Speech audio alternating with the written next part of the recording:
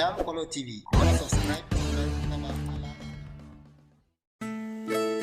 Idan wannan ne zuwanka na farko, ka danna mana subscribe, sannan ka danna alamar ƙararrawa saboda mun ɗora sabbin bidiyo a dinga sanar da kai. Sannan kuma in wannan bidiyo ya burge ka, ka danna mana like.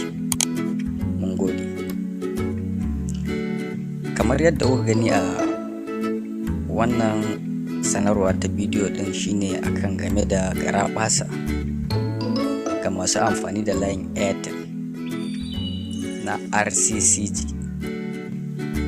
Garaɓasar ita ce yadda za ka yi ka more naira minti 40 akan naira 100, saɓanin da naira 100 ka ba za ta wuce ma minti 11 zuwa 12 ba. To yanzu ga wata dama ta samu yadda za ka iya mai da ita ta koma har tsawon minti 40 kana more ta. To ta yaya za ka bi wannan hanyar? Ga nan hanyar kamar yadda za mu ku bayani.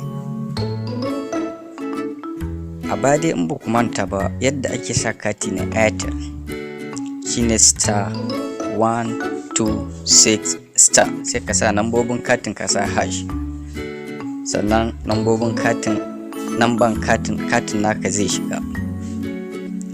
To wannan tsarin da za ka yi kamar minti 40, to ba haka za ka sa katin ba.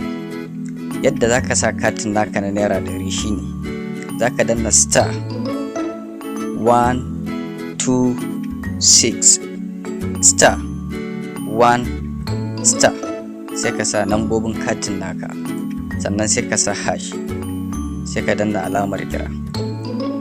To in katin ya shiga, insha Allahu za ka more minti 40.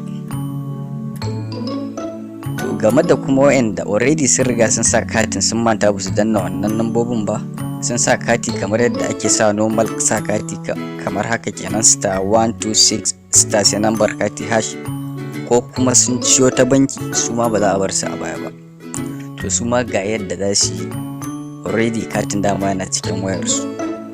Za su danna su kuma *234*, sai su sa naira 100, sai su sa hash, su danna. Su ma ba za a yi ba su ba. In kuma katin naka ya fi naira 100, za ka sa yawan kuɗin da kake so ka yi. In 200 ne, wajen 100 *234*100 hash, shi kuma sai ka sa adadin yadda kake so.